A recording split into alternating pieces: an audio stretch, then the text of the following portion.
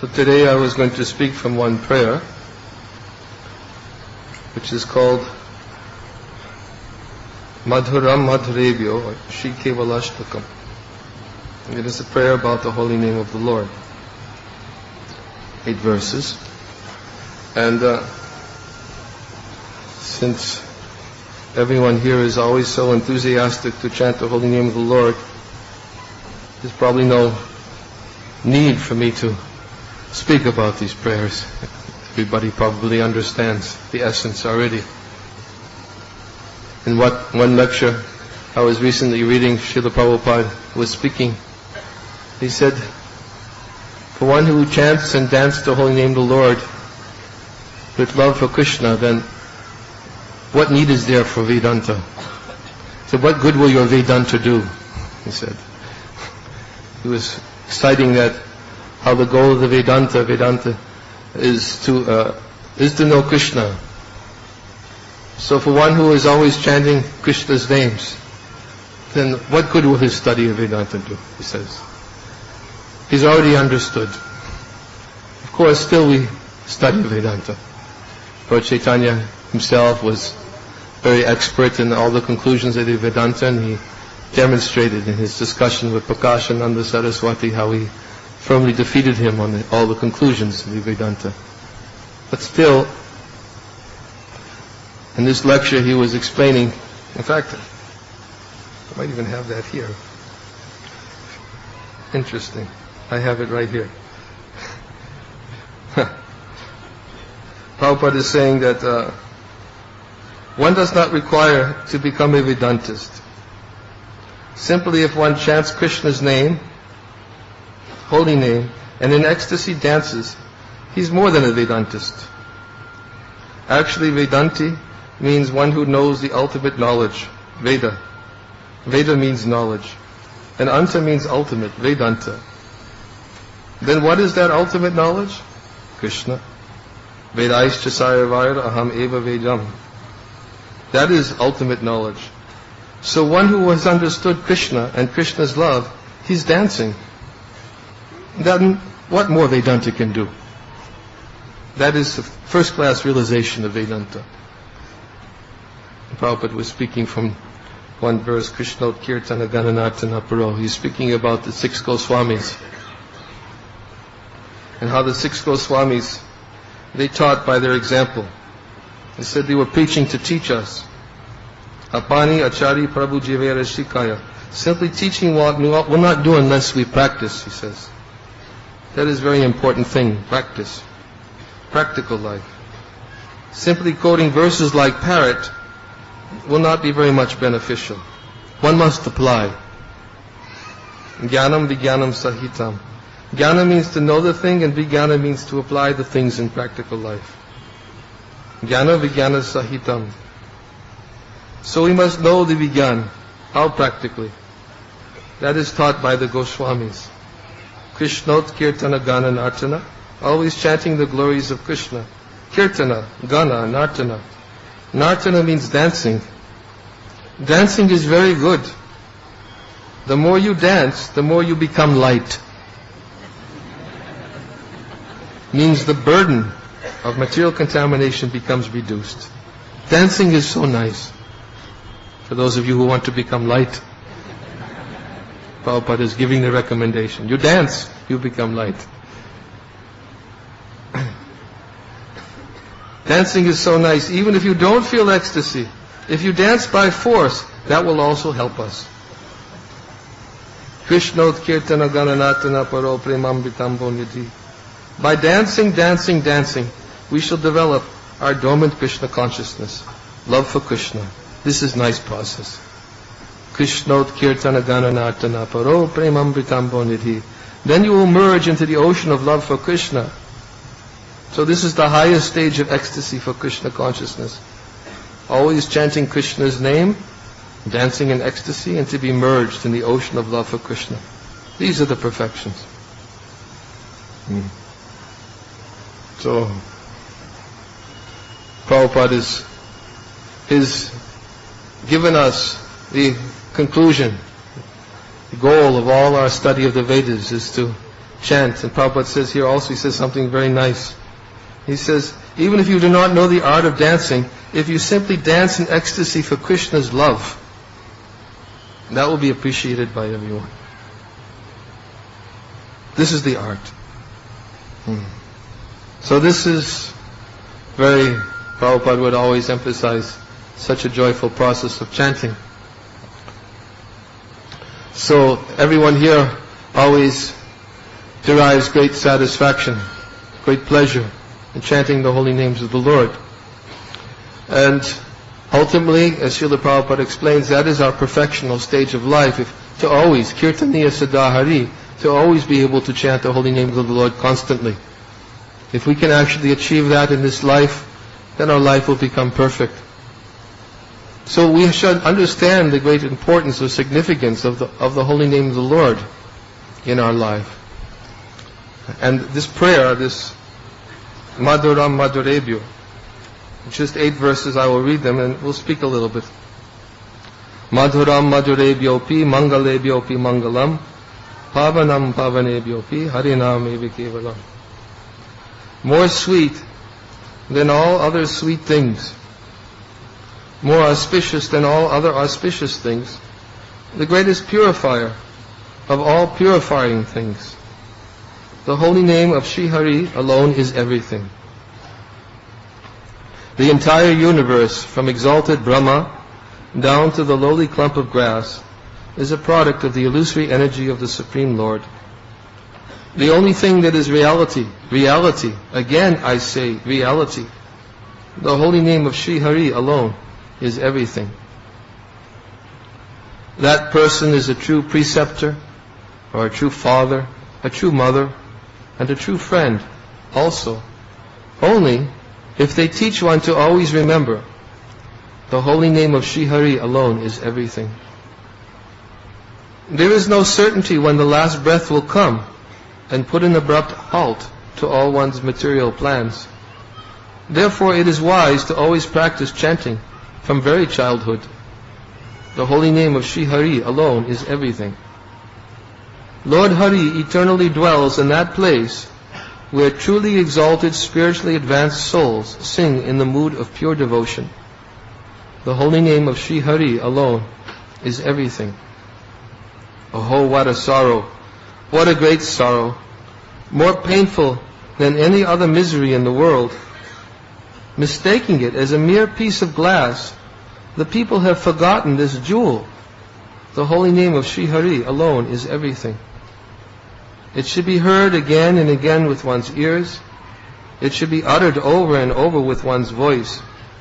It should be perpetually sung and sung anew. The holy name of Sri Hari alone is everything.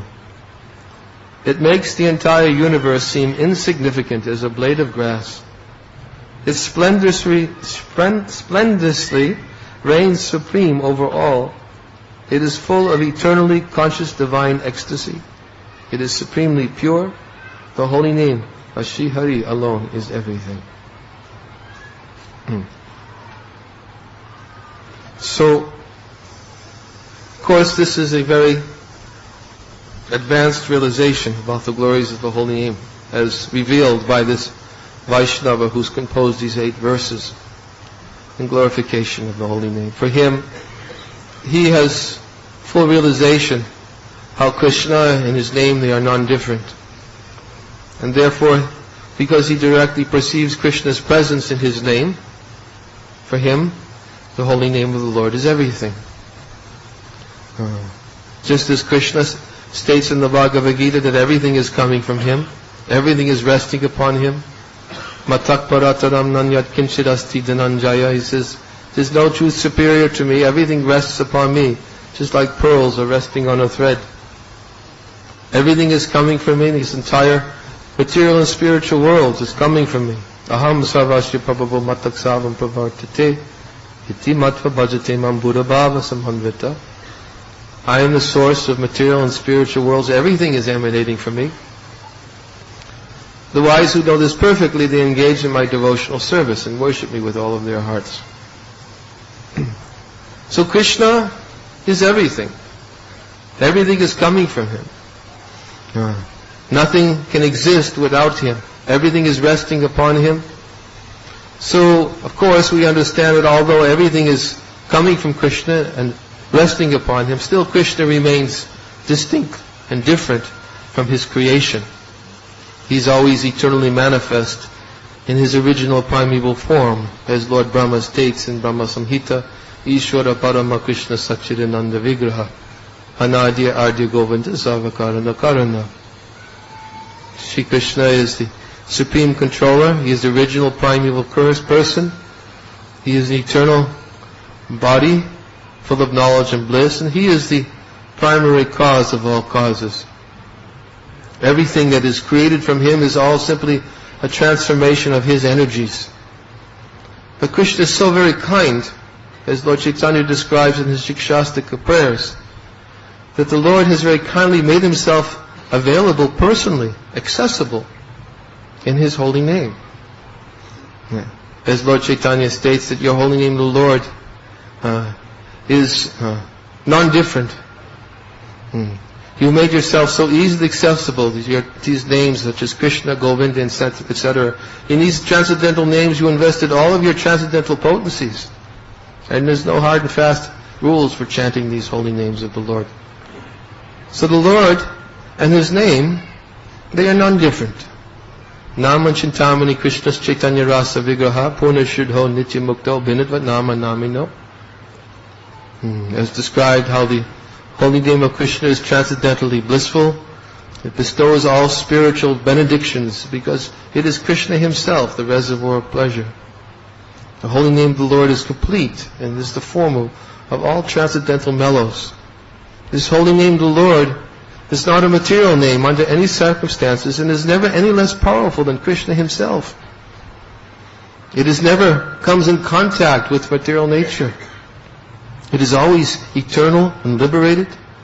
This is because Krishna and Krishna's name, they are non-different. So this Vaishnava who has composed this prayer, I say this Vaishnava because actually it is written by an unknown Vaishnava. Although it is written by an unknown Vaishnava, we can understand that this Vaishnava has understood the conclusions of Gaudiya Siddhanta.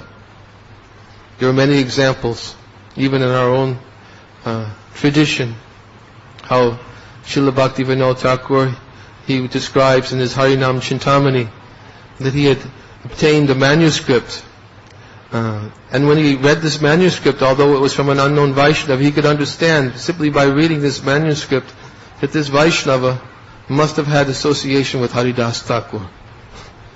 And therefore he had taken everything that he had gotten from this manuscript and compiled his book Harinam Chintamani on the basis of this manuscript from an unknown Vaishnava.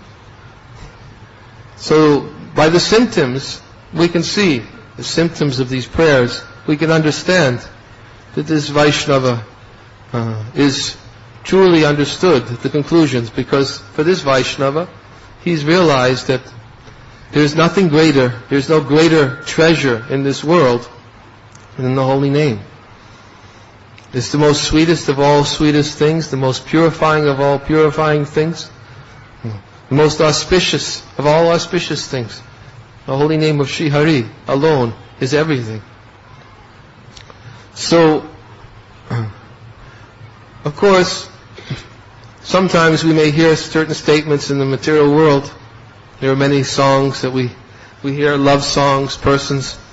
In fact, there is even one very famous song, which the lyrics of the song is, "You are everything and everything is you." It's a love song. Right? For this person, he's thinking of his beloved. And for him, his beloved is everything to him. He says, whenever I walk down the street, whenever I see anybody's face, immediately I think of you. So of course, this is a perverted reflection. Although Rupa Goswami actually, he gives a very nice example. I think it's in Padyavali. He gives the example of a person. He says one should chant the holy name of the Lord just like a person who's reading a letter from his beloved, which he has been separated from for a great period of time. He said that should be the mood a devotee should have when he's chanting the holy name of the Lord. Just like you can imagine. Now, when I think of this prayer, actually, by Rupa Goswami, I think of maybe an example of like the soldiers in Iraq or something. When they get, they're fighting in the war, and then all of a sudden a letter comes, right? They open the letter and they read it again and again and again. And they're reading it, they're trying to feel the presence of their dearly beloved that they've been separated for so long when reading that letter. And just imagining, envisioning the presence of the person right there, speaking directly to them. And that's their mood. They're separated for so long, and what to speak of, separated under very dangerous circumstances, thinking that possibly I may never see them. Rupa Goswami is giving the example that when one chants the holy name of the Lord, that one should actually chant like this also. Just like this person who's reading a letter from his separated beloved. So there is, of course, some relevance when we speak about the love of the material world. Although we had said that it is a perverted reflection, because, of course, the love in this material world is not eternal. It must end. And the love that one establishes for the Supreme Personality of Godhead never has to end. It is real love, and as we were speaking about this morning, it is unconditional love, which is not based upon any other motivation than simply to satisfy the beloved. So, a devotee who chants the holy name of the Lord with this mood, he's realized, obviously, that for him, there is nothing else in this material world. And therefore, as this Vaishnava states in the second verse of this prayer, he says, all the way from Lord Brahma down to a clump of grass, everything is a product of the illusory energy of the Lord. He said there is only one reality. The entire universe, from exalted Brahma down to the lowly clump of grass, is a product of the illusory energy of the Supreme Lord. The only thing that is reality, again I see reality. The holy name of Sri Hari alone is everything. And Bhaktivinoda Thakur also explains in his Harinam Chintamani, he says there are two realities in the material world. He says there are two realities in the material world: is the jiva, the living entity, and the holy name. Everything else is simply a product of the illusory energy of the Lord. And he explains that for the living entity in the material world, when he comes in contact with the holy name of the Lord, he says every object has four characteristics. It has a name, has a form, has qualities, and has activities. In order for it to be understood as being an object, it must have these four characteristics. So he says, similarly, the Supreme Lord, he has name, he has form, because he is the transcendental object. He is the object of everything, of everyone's life. He's the goal. He is the source of everything. So he is the supreme object. So he has a name, he has a form, he has qualities, and he has activities. He said, but for the living entity, the original characteristic of the Lord is his name. Because by coming in contact with his holy name, of the holy name of the Lord, then by chanting the holy name, gradually one can realize the form of the Lord, the qualities of the Lord, and the pastimes of the Lord all become manifest by first coming in contact with the name. So this holy name, Golokera Premadana Harinam Sankirtana, right? The holy name is actually described as an import from the spiritual world. It is coming from the transcendental abode. It is Krishna himself. Just as Krishna is always transcendental, in Bhagavad Gita Krishna clearly states in so many verses that how he is beyond this material nature. Ajo pisan aviyatma bhutanam ishvaro pisan. He said, although I'm unborn, my transcendental body never deteriorates. Although I am the Lord of all sentient beings, still I appear in every millennium in my original transcendental form. So Krishna explains how he is always above these three modes of material nature. So just as Krishna is transcendental to the material nature, so the holy name of the Lord is always transcendental. Therefore, one who comes in contact, Golokera Premadana Harinam Sankirtana, when this holy name of the Lord which is always transcendental, appears in this material world. How does it appear? It's imported. How is it imported? The devotees of the Lord. That's what he's saying here in the next. That he said that in the next verse. He says, not in the next verse, in the 5th verse. Lord Hari eternally dwells in that place where truly exalted, spiritually advanced souls are always singing the holy name in the mood of pure devotion. They are importing the Lord. When they are chanting the holy name of the Lord with pure devotion, then dancing on their tongue is Krishna, who's come to appear. Prabhupada many times he explains how the Supreme Lord appears in this world. He appears in form of, as we're also speaking this morning, appears in the form of Srimad Bhagavatam, how the Lord appears, that is one of His manifestations. And of course He appears in His holy name. Kali Kali Namarupa Krishna Avatar Namohita Ihaisava Jagat Nistara. In the age of Kali, the Lord incarnates in the holy name of the Lord. And anyone who associates with the holy name, it's as good as associating with the Lord directly. And certainly he becomes delivered. So, this holy name of the Lord is always transcendental, always blissful. It is always self-effulgent, just as the sun is always effulgent in the sky. It is never covered by clouds. It is never covered by fog. The sun is always brilliant, always giving off light. Although we may not always be able to see the sun because our vision may be covered by clouds and by fog. But the sun is never covered. The sun is creating the clouds. And therefore in the same way, Krishna says in the Bhagavad Gita that this material energy, Mama Maya Duratiya, Davi Yesha Gunamayi, Mama Maya Duratiya, Mamevaye Prapajante, Maya Metam Tarantite. This divine nature of mind, consisting of the 3 modes of material nature, very difficult to overcome. It is Krishna's energy that is covering us and obstructing us from experiencing that truly effulgent holy name of the Lord.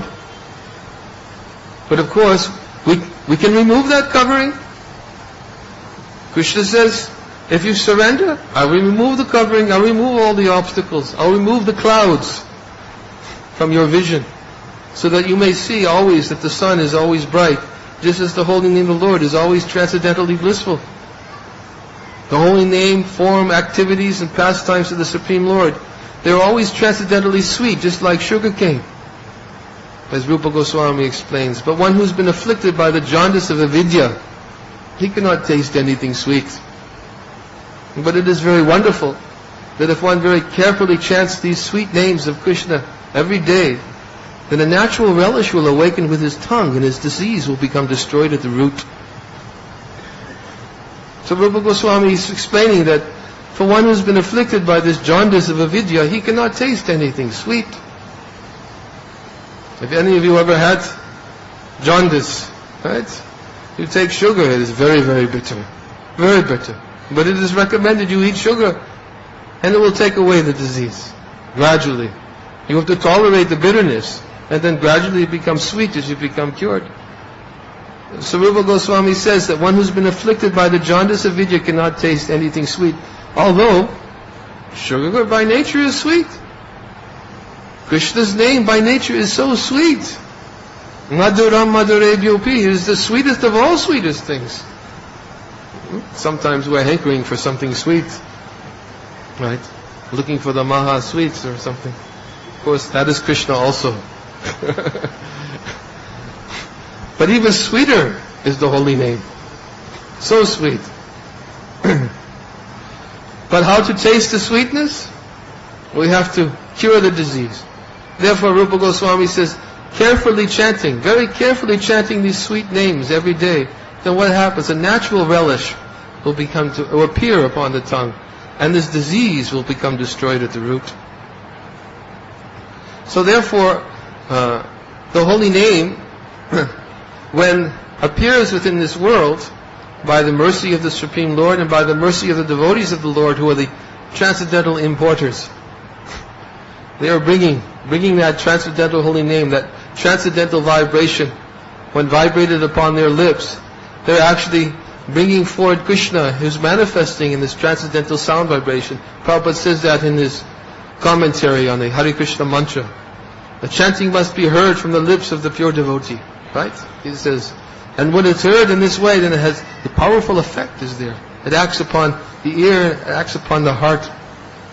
Just as Bhagavatam states, Satam prasangam mamavirya sambado vivanti hritkana rasayana kata taj joshan rashva bhavagavat manishradharati bhakti ranukramishati. That discussions of the pastimes and activities of the Supreme Lord, they're very pleasing to the ear and to the heart when heard in the association of devotees. Satam prasangam mamavirya sambado. In the association of devotees, it becomes very, very sweet.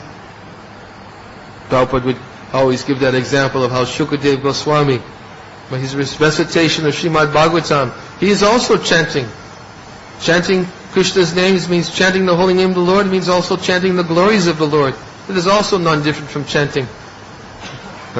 There is Leela Sankirtan. There's Nam Sankirtan. There's Leela Sankirtan also. Chanting the glories of the holy name of the Lord by describing His pastimes. So when Shukadeva Goswami speaks Srimad Bhagavatam, what happens? It becomes very sweet. Makes it even sweeter. Just as the parrot, when biting into the fruit, makes the fruit sweeter in the same way. When the speaker of Srimad Bhagavatam speaks with realization, when he speaks, understanding how the Lord is present in His name, then what happens is that it makes it even sweeter. In this way, it is described that the devotees, they are the transcendental importers, and they are helping us to understand. As this Vaishnava is saying that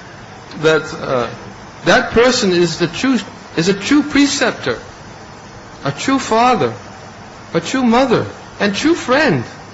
Also, only if they teach one to always remember that the holy name of Sri Hari alone is everything. Right? He's giving us, He's establishing, certifying who is our best friend, who is our best preceptor, who is our best father, mother. When they're teaching us that, yes, here is the greatest gift. Take this gift. As Srila Prabhupada, when he came to the West, what did he give? He sat simply with his little drum, Tompkins Square Park. There's a nice monument there in that place where Srila Prabhupada sat in New York City, right? Establishing it as such a sacred place of pilgrimage. He sat there with his little drum, and what was he giving? The greatest gift to the world. He didn't have anything fancy to distribute the holy name of the Lord, right? Prabhupada actually states, I'm going to different places, but it's a very nice point Prabhupada makes in this what I was reading from before. He says, we have practical experience when there is Krishna Kirtan, people, all classes of people become very much pleased and they join. As soon as your Kirtan will be pure Sankirtan, not artificial, not professional. There are many professionals, dancers, that will not attract. But even if you do not know the art of dancing, if you simply dance in ecstasy for Krishna's love, that will be appreciated by everyone. That will be appreciated by everyone. Prabhupada is saying, when devotee is chanting for Krishna's love, when your Sankirtan is pure, everyone will become attracted. So Prabhupada was sitting, chanting. Nothing professional. No professional backup band. Nothing was there. Just a pure vibration coming from the lips of the pure devotee. Right? And Prabhupada said, Dhira Dhira Jana Priyo, even the gentle and the ruffians, they will also be attracted. Prabhupada, who did he attract? Well, he was sitting in the village in New York City, he actually demonstrated. Prabhupada in his diary, I was reading once, he wrote a very nice entry in his diary back in 1966. Maybe you can help me, I can't remember the exact quote. He was saying that today we have experienced the mercy of the holy name of the Lord. And he said, just as Lord Chaitanya would chant the holy name of the Lord, and even the animals, they would chant and dance. He said, today we have experienced how we have come, these American boys and girls, they have come hearing and chanting the holy name of the Lord. And now we are seeing the great power of Lord Chaitanya's movement, the great power of Lord Chaitanya's benediction, that he's actually saying indirectly, right in his diary, that people were coming like animals. They were coming, but he was personally witnessing before his eyes the great potency of the holy name, that these animals are coming forward and chanting and dancing. Is that the quote? Something like that in his diary in 1966. So therefore he said, but then he also said, but it is not my credit, he said. He said, it is all the mercy of Sri Chaitanya Mahaprabhu. So, therefore we see Prabhupada, who is the greatest preceptor, the greatest teacher, the greatest friend, father, mother, everything. Because he's teaching us right from the very beginning that the most valuable gift, most valuable possession that you can hold on, right, is the holy name. Just as Prabhupada would give that example, quoting that in the Bhagavatam, in the purport, he gives that example about Sanatana Goswami and the touchstone. Same principle, right? When the beggar heard that Sanatana Goswami had a touchstone in his possession, he decided he would go and try to obtain this touchstone. So he asked him, please, I've heard you had a very valuable touchstone. Where is it? And Sanatana Goswami said, it is over there in the refuse. So the beggar was thinking, oh, it's over there. He said, can I have it? He said, sure, go. It's there in the refuse. So the beggar went and took the touchstone, and as he was walking away with it, he was thinking, what is this? Sanatana Goswami is keeping this touchstone in the refuse. If he's keeping it in the refuse, he must have something more valuable. I want it. So he went back to Sanatana Goswami and he asked, you must have something more valuable. Otherwise, why have you kept this in the refuse?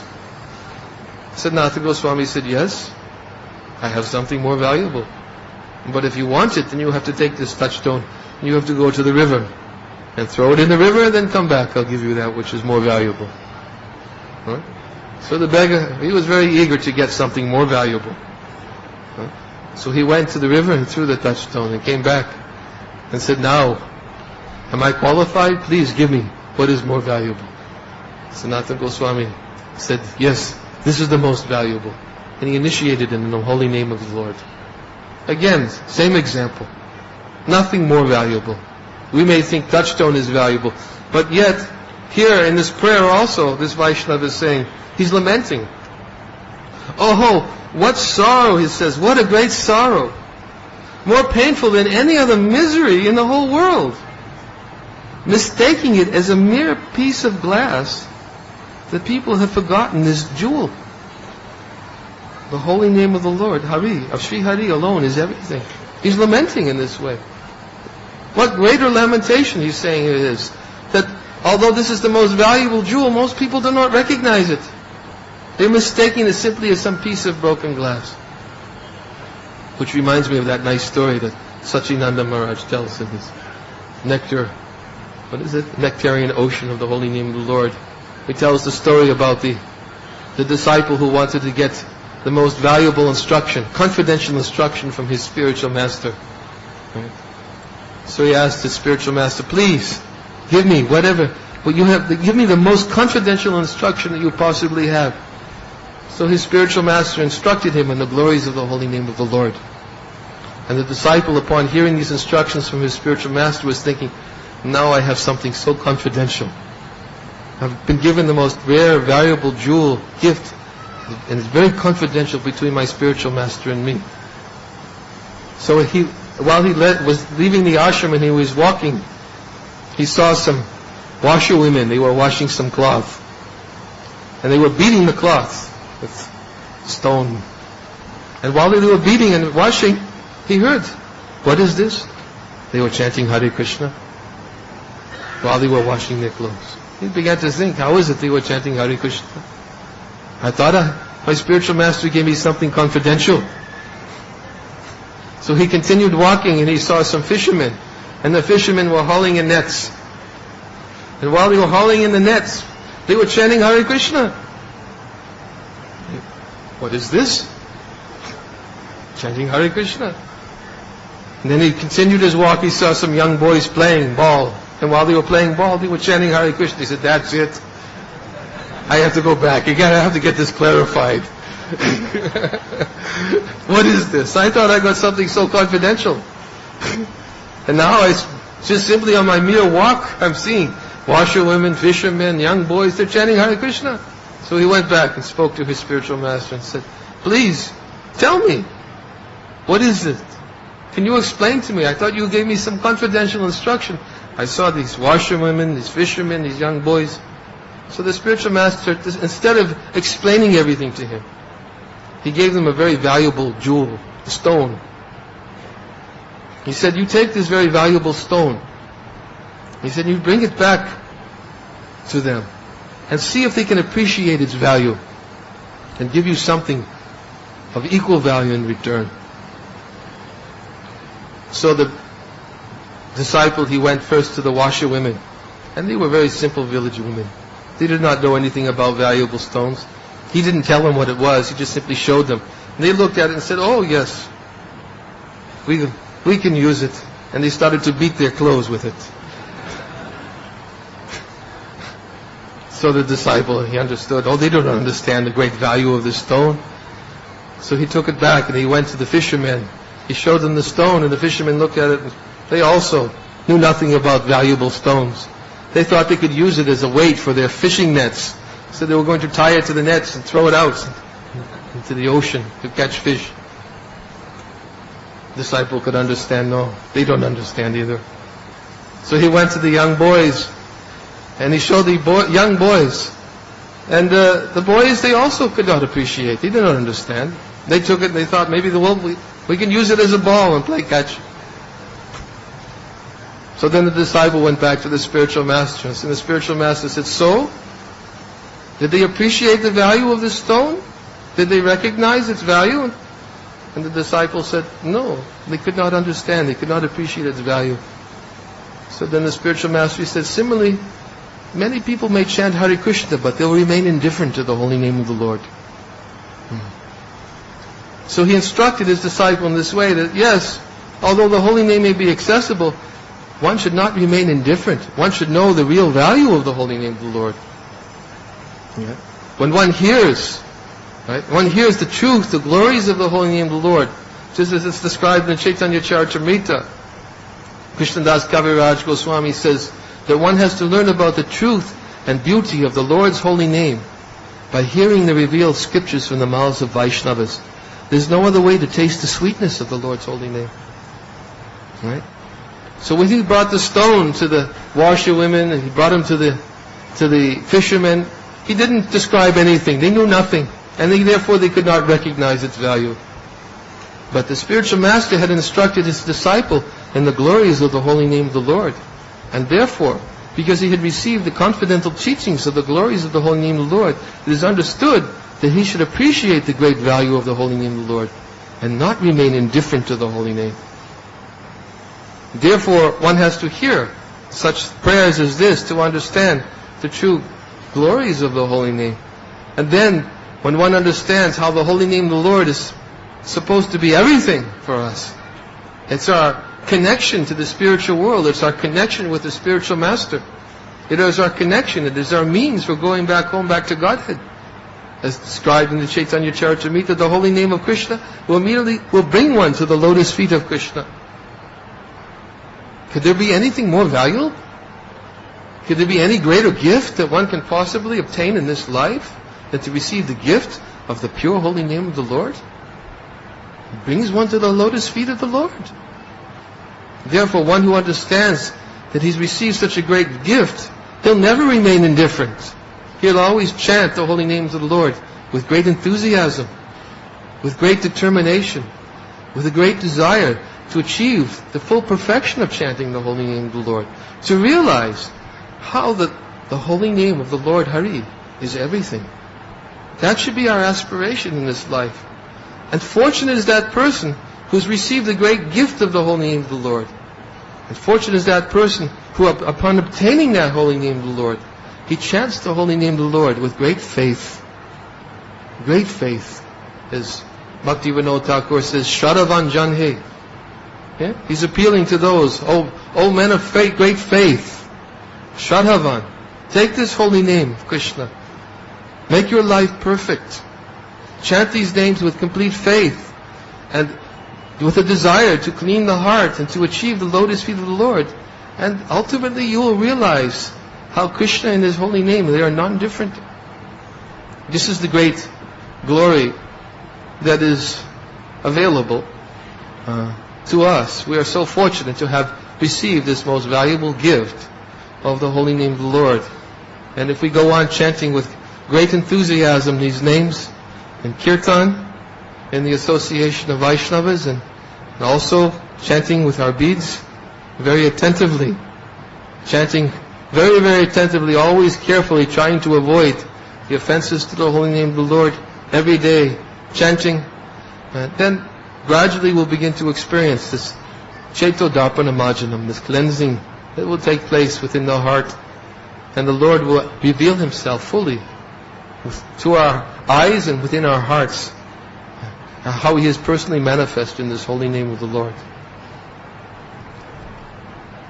Thank you very much. Hare Krishna. Maharaj, would you like to say something? Thank you, Maharaj. Let us very enthusiastically offer our gratitude to His Holiness Niranjan Swami Maharaj.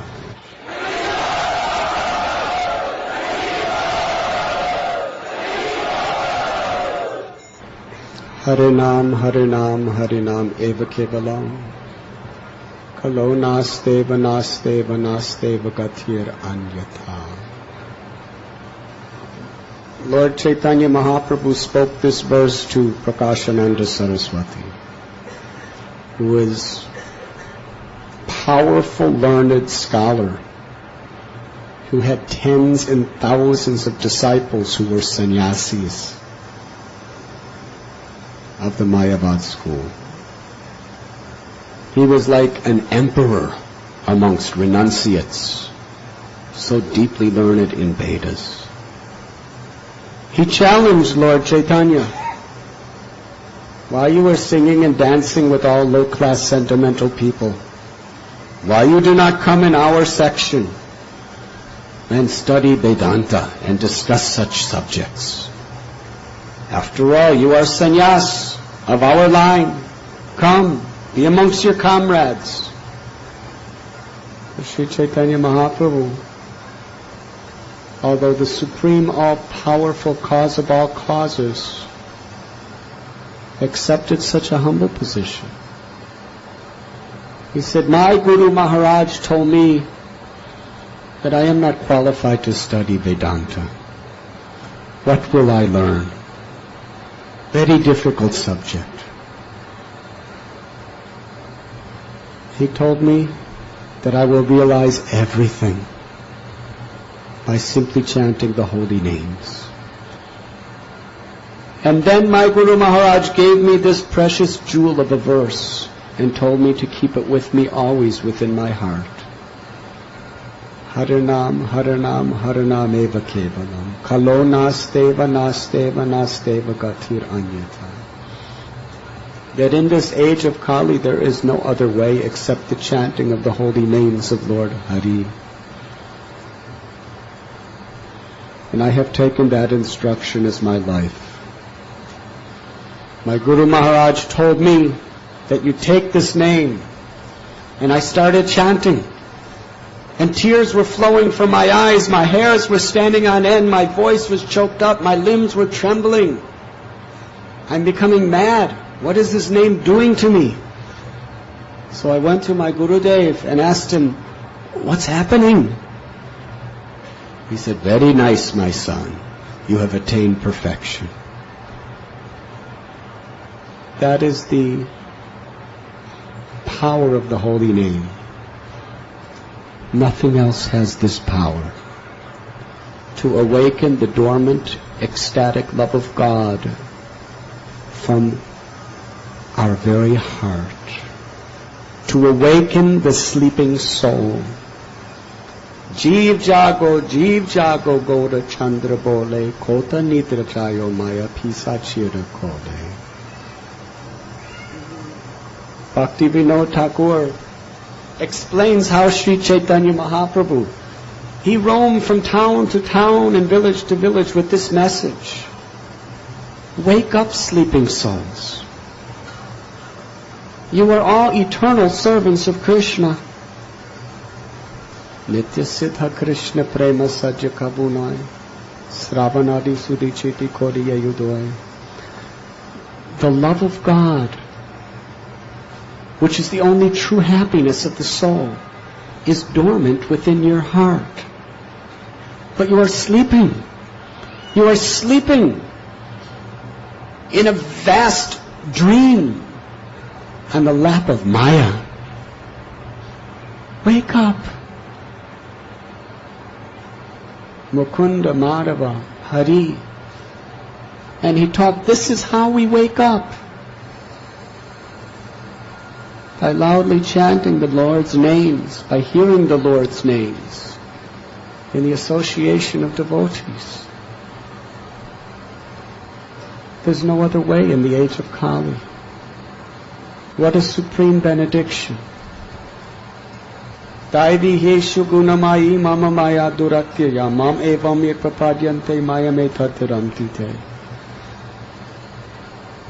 Krishna warns us that this divine energy of mine, consisting of the three modes of material nature, is very difficult to overcome. Maya is Krishna's energy, his external energy. It is all powerful. The Tatastha Shakti, Jiva Atma, our only free will is either to be utterly controlled and subjugated by Maya and tossed around in these waves of the material ocean, or to be completely subordinate and dependent on the gracious, all-attractive love of the Supreme Personality of Godhead. That is our choice. Prabhupada uses example of how the cat holds the rat in its mouth and her beloved kitten in its mouth. It's the same cat, the same mouth, but there's a difference. For the rat, the cat is death personified. For the kitten, the cat is the most loving, affectionate mother. The rat is always trying to figure out every type of way to escape from the cat. But the kitten is always seeking shelter of the cat. If the little kitten does not see the cat for even a minute, it's in anxiety, feeling alone, unprotected, trying to find her beloved, caring mother to protect and nourish her. So the conditioned souls are like the rat.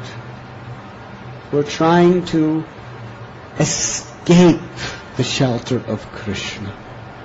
And therefore, Krishna manifests as Maya, the external energy, and ultimately as death personified. Krishna is non-different than his name.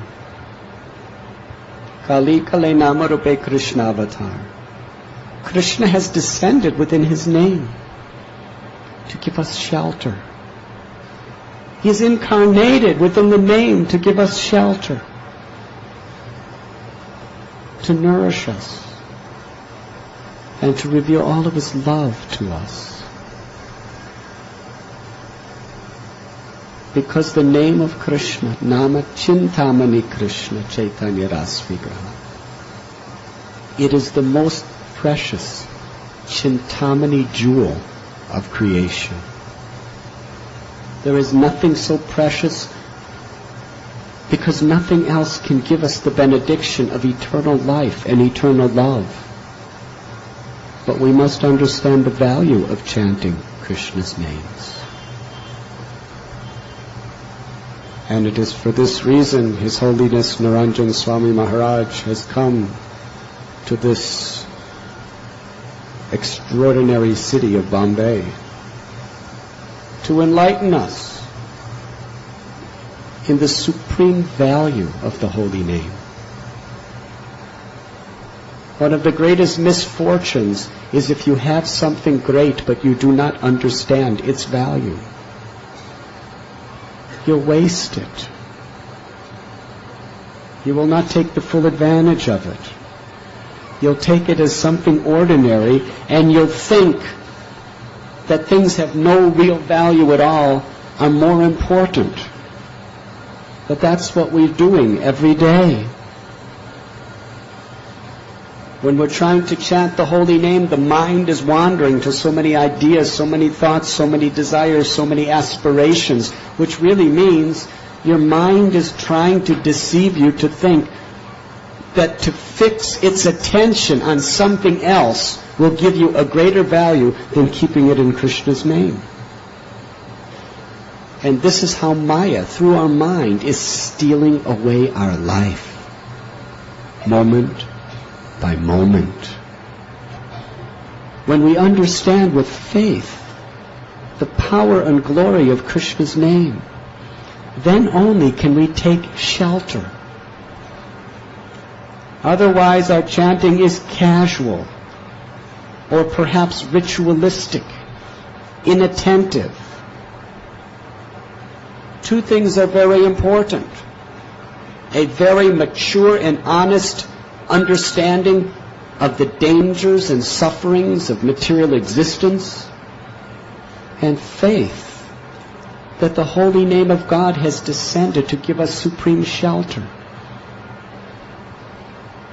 What is the power of material existence? What arrangement can we make to come out of its miseries? Janma mrityu jara dhara dukkha. Birth, old age, disease, and death. Everything in this material world is temporary, therefore it is a miserable place. How does Maya keep us trapped to remain in this miserable network? Dukkalayam ashashvatam. By putting us in the illusion that we can find happiness. She gives us enough happiness to keep us entangled where we don't really want to get out.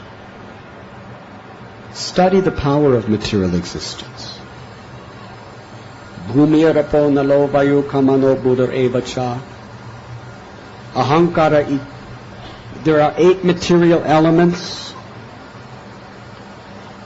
Any one of these elements can cause mass destruction at any moment. We hear it, but we don't believe it. If we believed it, we would surrender to Krishna today. But we don't really take it seriously. But it is a fact. It is all around us. Air. Or let us take ether. Ether is just the atmosphere. Or air. Such a subtle element. If there's a little too much ether or air, we suffocate and die. Yes? People die of suffocation. They just don't get quite enough air. And what happens if there's too much air? Cyclones, hurricanes, tornadoes. The most powerful material country in of the world, America, just earlier this year, was rampaged by hurricanes, one after another after another. Hurricanes are cyclones. It's nothing but air. Just swirling air that just goes out of control. Actually, it's in control. It's out of our control. But it's perfectly under the control of Maya Devi. And when these hurricanes are coming, massive damage. One hurricane, billions of dollars of damage, sometimes hundreds or thousands of people dead. A few years ago, when this one hurricane was heading toward NASA or Cape Kennedy, yes? One of the most expensive scientific technological enterprises in all America. This is the place where they invent and put rocket ships into space. And all kinds of experimentation with other types of very high technology of weapons and so forth. And when this hurricane was heading toward it, what did they do? Did they shoot their rockets at the hurricane? Oh, they all ran away. They evacuated to a safe place. The President of the United States said, close the place and get out or you'll die. Haribol. That is the power of just one little swirling piece of wind. And fire. I'm from Chicago, so is Trinakarta Prabhu. Last century, there was an old lady named Mrs. O'Leary, and she was milking her cow. And after milking, she went to go to sleep. But she left her lantern, and the cow kicked over the lantern. The cow must have known Krishna through the cow, because Chicago would be later on the largest place in the world for slaughtering cows. The stockyards. Yes? Union stockyards. Millions of cows. So, sweet revenge. That cow just kicked the lantern, set fire to the hay. The entire city of Chicago burned to the ground. Shri Krishna Bhagavan ki! You're not supposed to be so happy about that. I was testing you. Paraduka duki. We're supposed to feel compassion. But actually, all it was a flame this big. That's all. What's in a lantern? A flame this big. But one little flame like that became such a fire that all the fire departments and everybody, they were fighting, but they couldn't do anything. All they could do is run away or die. And whether you were a multi-millionaire in a big, beautiful mansion on Michigan Avenue or whether you're just living in some ghetto, everything burned to ashes. The power of fire. There's forest fires every year that blaze sometimes for months. And there's nothing they could do except just pray to God to send rain. Hare Krishna. So while we're talking about water, well, first let's talk about earth. Earthquake. It's just earth. What's an earthquake? The earth just moves. That's all. Yes? It's really a simple thing. If you were living on another planet and you heard about an earthquake and analyzed it, it's no big thing. The earth just moves. There's one little part of the earth, maybe a few miles long, just goes like this. And buildings are falling and bridges are breaking and people are dying and being crushed. Sometimes by the thousands and thousands. There was an earthquake in Mexico City. Thousands and thousands of people died within seconds. Latur, Gujarat.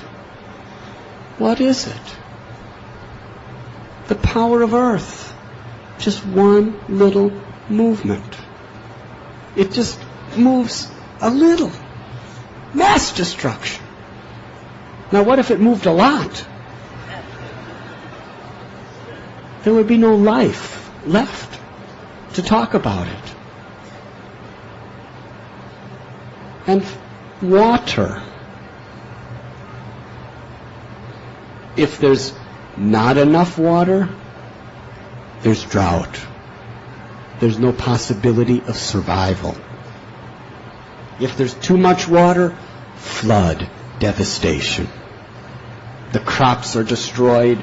Cities are just, every year, I have seen in Bombay, the most economically powerful city in all of India, and becoming a giant in the world.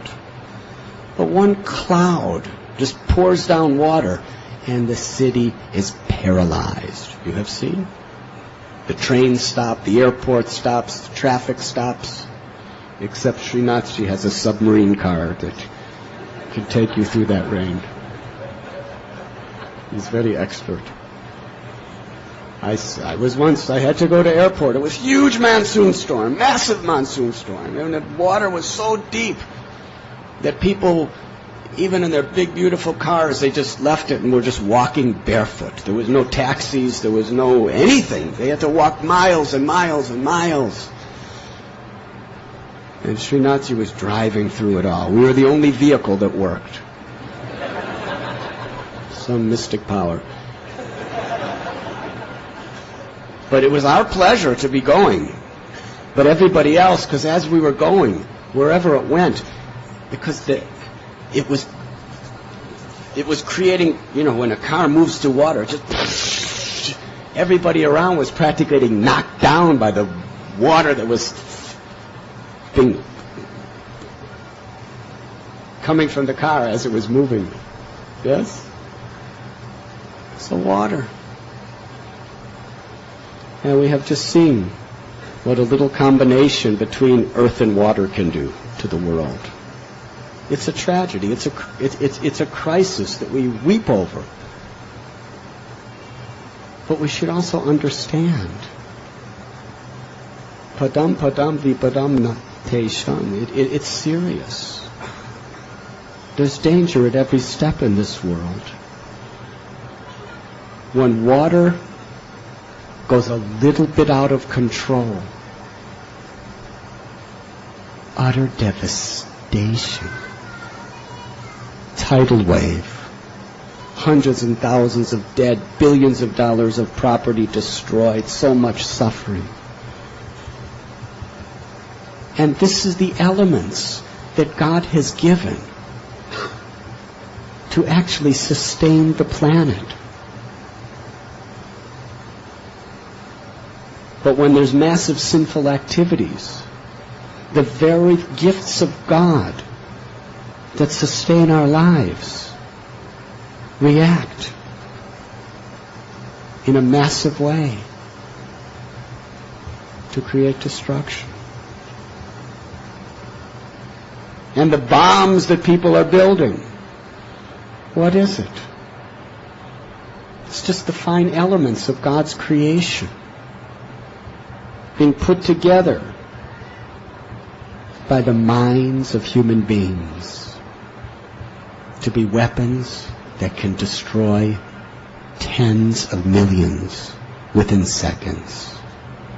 It's not man's power. It's the power of nature. Man is just trying to manipulate the powers of nature. And what does he manipulate with it? The mind, which is another element of nature. When the mind is controlled, Krishna says it is the best friend. But what is the mind when it is not controlled? Does anyone know? Your best friend? The only enemy. The worst and only enemy is our own mind. See what utter havoc human beings have created in this world because they allow the mind to go out of control. And the worst tragedy, that this uncontrolled mind steals our consciousness away from Krishna. And that is the beginning, the essence of all suffering. Mantra means that divine sound vibration that reconnects the mind to God, that actually brings about a healthy, peaceful mind, our best friend. Dinahina yapachilo harinamu dharilo tara sakshi jagai madhai. This is the power of the name. Even demons like Jagai and Madhai become pure and humble servants of the Lord. Dance in ecstasy while chanting the Mahamantra.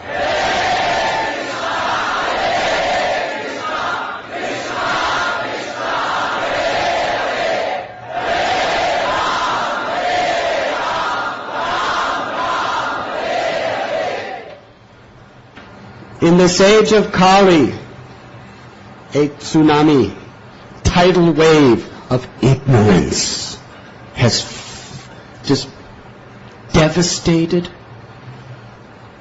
and flooded the shore of humanity. What is ignorance? To not understand that I am the eternal soul. And I have an eternal relationship as a servant to Krishna. And this material existence is Krishna's energy meant to be used in harmony with his will. That is knowledge. Ignorance means to think I am this body, I am the enjoyer, and this world is mine to enjoy and control. The tidal wave of this ignorance has crushed human society and devastated morality, ethics, and spiritual values practically completely. And there is great need for relief work. When the tidal wave of water hits, we see what type of devastation, and it's every human being's duty to help his brothers and sisters. People suffer because we're egoistic and selfish. Srila Prabhupada, one man from India, went around the world 13 times to give the charity of the holy name. When there's devastation, if we have something, it's our duty to help others. But this tidal wave of ignorance, it's devastated human values throughout the world. People are becoming drug addicts, alcoholics, suicidal, wasting their lives in greed for money, in lust for sex, frustrated for intoxications. And this is considered to be high society. This is considered to be culture. What is this nonsense culture? Culture is the humility, the morality, and the wisdom of the heart, expressed through lifestyle and arts. That is culture. Not how you dress or what music you listen to. I was discussing earlier today that one of our dear godbrothers from Germany told me how his family was at one time friends with one of Hitler's number 2 men, Himmler, if any of you know about that regime. He was one of the mastermind demons that was responsible for ordering and murdering tens of millions of people. Innocent. That was his work. But in his private life, he was considered to be such a cultured gentleman. He wore the finest clothes. He had all the mannerisms of politeness, the etiquette of speaking in nice, respectful ways to others. He knew how to eat according to the very aristocratic manners. He was a patron of the fine arts. He loved classical music and gave so much charity to promote classical music, and poetry, and theater. From every materialistic way of looking at what we consider culture, he was a very cultured gentleman. He spoke sweetly, and he did all the things that the high echelons of cultural society respects and adores. But in his heart, he was such a ruthless murderer that he slaughtered millions of innocent children, women, and helpless men, even in old age, tortured. Kali Yuga is the age of superficialities. People do some religious rituals. People give in a little charity, and they act in a very sophisticated, cultured way, and people think they're great. But behind the scenes, they're lying, they're cheating, and for their own wealth or greed, they don't care if they crush other people's lives and leave them with nothing. This is Kali Yuga. People are so pathetically superficial. What is substance? The substance is the character and the values of a person's heart. And that is what makes a person great.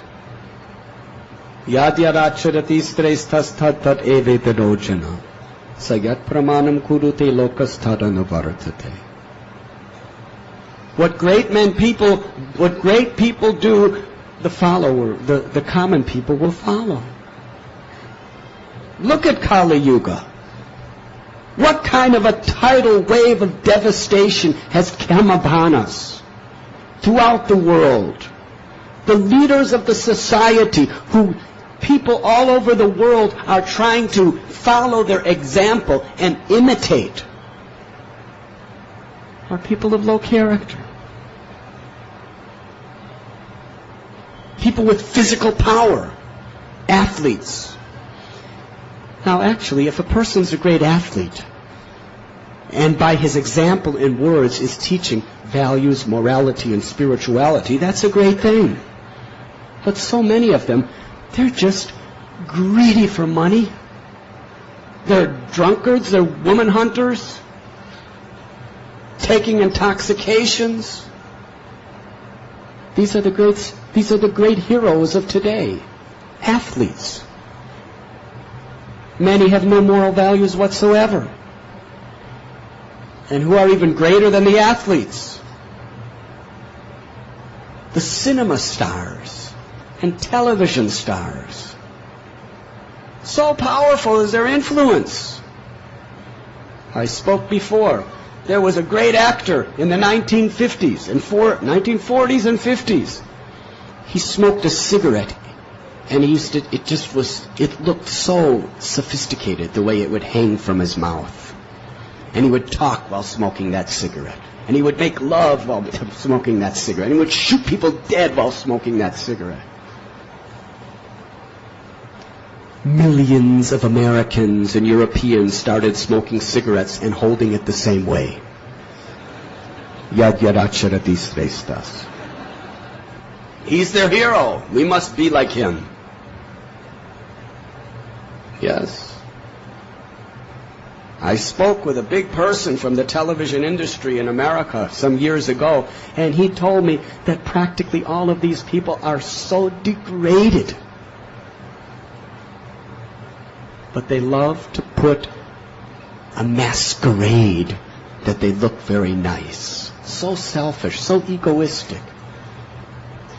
So much immorality. The profession is not bad. What is good or bad is one's character. So yes, these are the people who people want to become like, who want to imitate. These are the heroes of Kali Yuga. Or sometimes politicians who will do anything to gain power and stay in power. I'm not saying they're all like that. There are good, honest politicians too somewhere.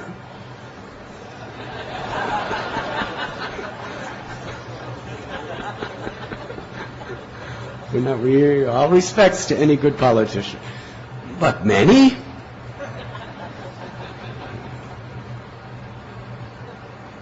They will look very charitable and nice and kind to get the votes.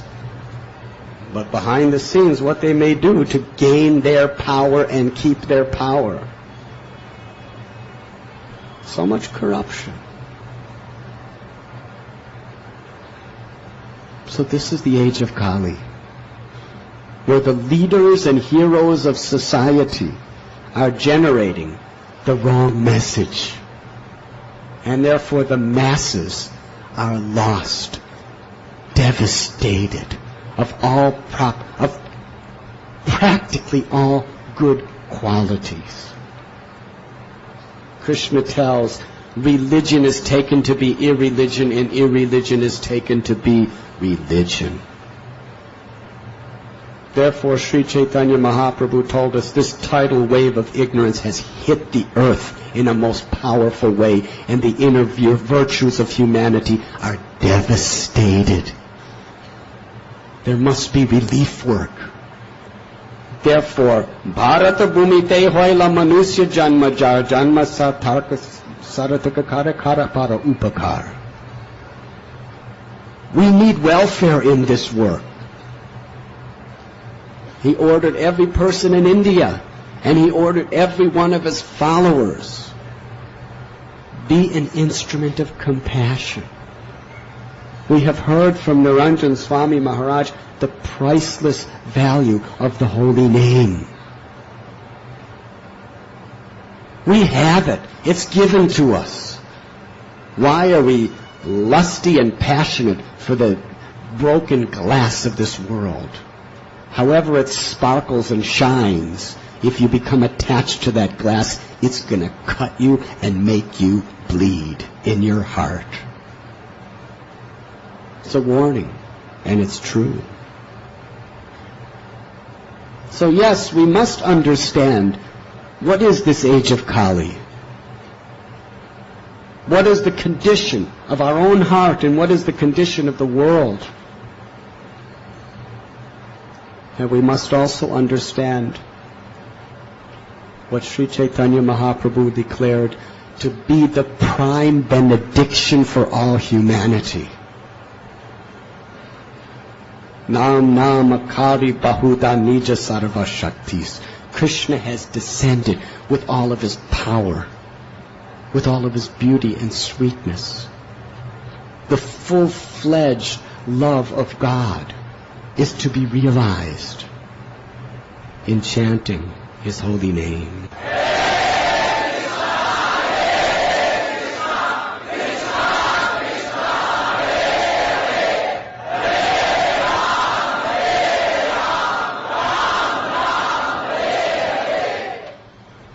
Thus, Srila Bhakti Vinod Thakur has told us. Niranjan Swami Maharaj sang this song so beautifully last night, that the essence of all religion is to show compassion to others, especially by broadcasting the glories of the holy name. To chant the holy name, to serve the Vaishnavas, and to show compassion to others is the essence of all religion.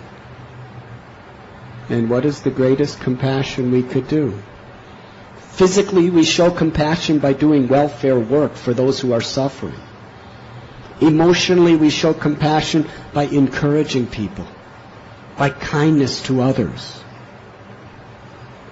Spiritually, which is foundational to everything else, spiritually we show compassion by trying to give people an understanding of the priceless value of Krishna's name, so that when we chant, we actually take shelter The name of the Lord is Avatar of Krishna. Sri Chaitanya Mahaprabhu taught in every state of his life, from his infancy. He would cry to induce everyone to chant. Wake up, sleeping souls. The holy name has descended with all powers to bestow Anandam Buddhivardhanam, the inner fulfillment that everyone is searching for. And there are no hard and fast rules for chanting. That is why it is so suitable for Kali Yuga. Yajna, so many hard and fast rules. Meditation, to do it properly, so many hard and fast rules. Deity worship, many hard and fast rules. Who could do it in Kali? But in every time, in any place, even if you are a Chandala, Aho Bataswapa Chotogariyam Yajjiva Grivartate Namatubhyam. Even a Chandala who has no education whatsoever, who's just trampled on by egoistic society as being worthless, outcast, even that person, if he simply has faith in the holy name and takes shelter in the holy name, that person, Kapila Dev says, Mahaprabhu says, and all the great Brahmins and Rishis who know the truth say that that Chandala will not only be able to completely purify himself, but could be the guru for the entire world. Is it the Chandala's power? That is the power of the holy name. No hard and fast rules. And it's for everyone. Lord Chaitanya Mahaprabhu understood so much sinfulness, egoism, and vain superstitions in the name of religion were just haunting the people of Bengal. Therefore he told Nityananda Prabhu and his associates, go there like a madman and save them. Don't consider who's fit or unfit, because if you consider that, you'll have nothing to do.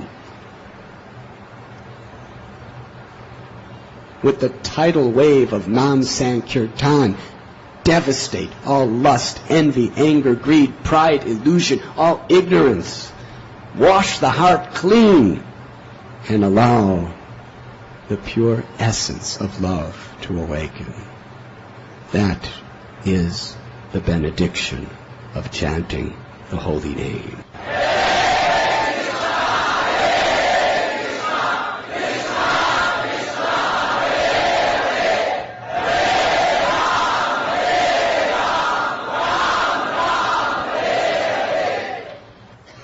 When Srila Prabhupada came to New York City, he had no money, 40 rupees which could not be converted. He had nothing.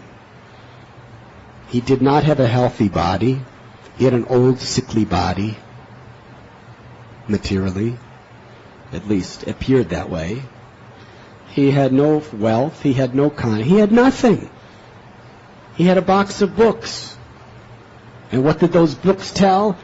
Those books told the whole philosophy of Srimad Bhagavatam with culminates in the last verse of Bhagavatam, that in this age of Kali, the only hope is bowing down with humility to the Lord and chanting His holy name.